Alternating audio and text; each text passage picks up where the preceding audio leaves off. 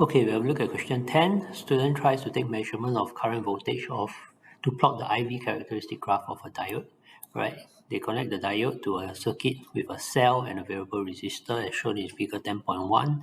Right? By adjusting the slider, the potential difference across the diode is altered. State the name of the device obtained by using variable resistor Z in this way, right? The answer is either potential divider or potentiometer. Okay, either one of these two is 1 mark.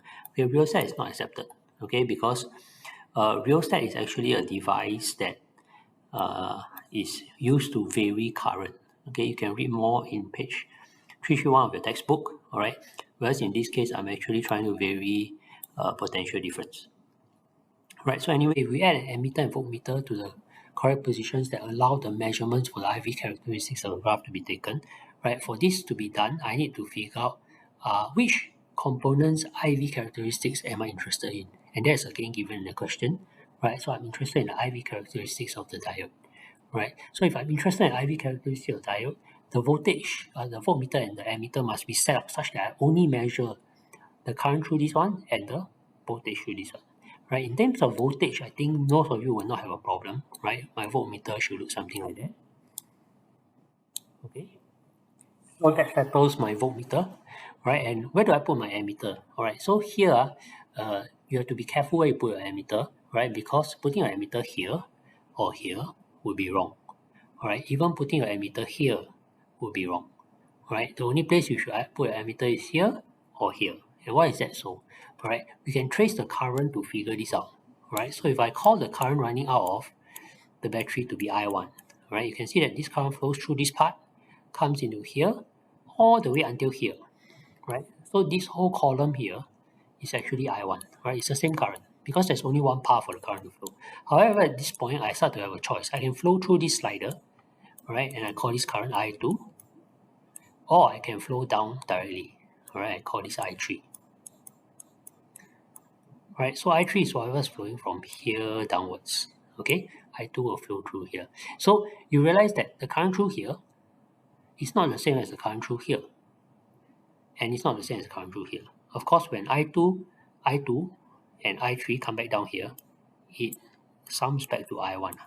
So if I want an equation, it will be I1 equal to I2 plus I3. But remember, I'm only interested in the current of the diode, right? Because I need the IV characteristics of the component, right? And I'm interested in the diode only. So the voltmeter is already correctly placed. Where must I place my ammeter?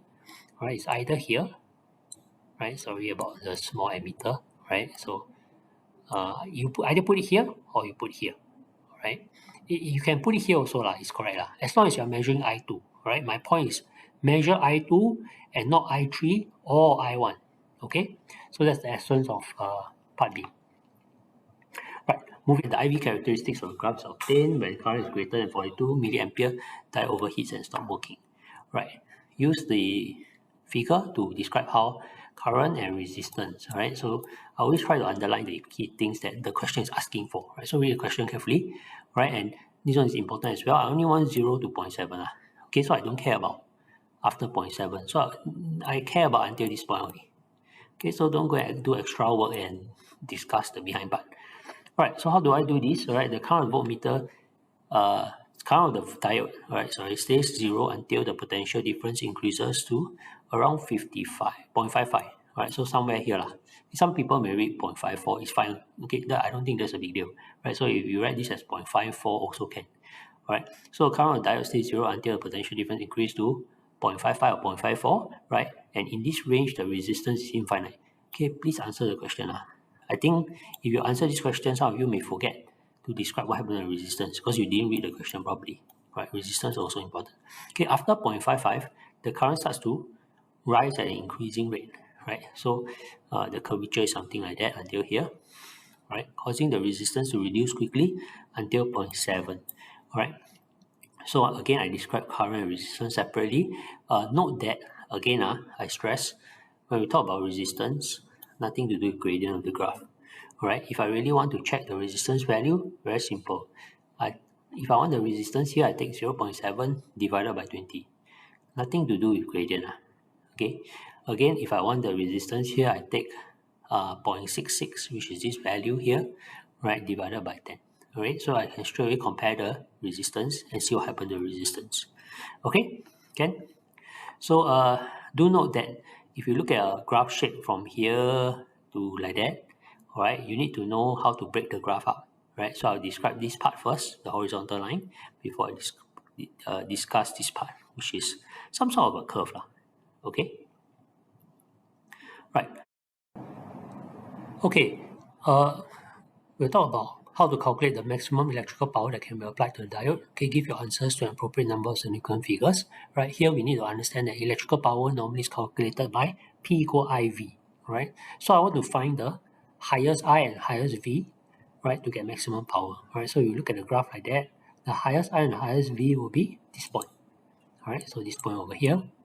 Right, so the V value is 0.76 volts. The I value is 42 milliamperes. All right, do not forget to look out for prefixes in your units. All right, so common mistake is students just think 42, then I take 42 amperes. All right, which is wrong. There's a milli here. All right, so it's 42 milliamperes multiplied by 0.76 volts, and that gives you something like 32 milliwatts. All right, so here, and there's another thing to pay attention to. You cannot give this answer to 3SF. All right, I know that normally we tell you, hey, in physics, find answer 2 or 3SF also can. All right, unless they have a statement like that behind. They say give your answers to an appropriate number of significant figures. What this statement is trying to say is that you need to apply what you learn in your lab skills here. And if you look at how to deal with multiplications, right? Multiplications will always follow list SF, right? So because in lab you learn multiply and divide, follow list SF, right? So that's why here when you multiply 2SF by 2SF, right? The list SF is 2SF, so the final answer must be 2SF, right? If you give 3SF here, you will lose one of the 2 marks. Okay, so be careful with this statement. All right, you must apply your lab skills. All right. Okay, moving on. Final part. To obtain the reading, student move the slider shown from B to A. Explain why the student does not move the slider from A to B. All right, and the reason why has something to do with this damage part. Right, so at currents greater than 42 milliampere, the diode overheats and stops working. Right, so anything above this point will damage the diode. Or in other words, you can look at the threshold which voltage applied across, right, in which the diode is damaged, right? So 0.76 is above 0.76 is the point where actually the diode get damaged already. So you see that it no longer allows current to flow through. All right. So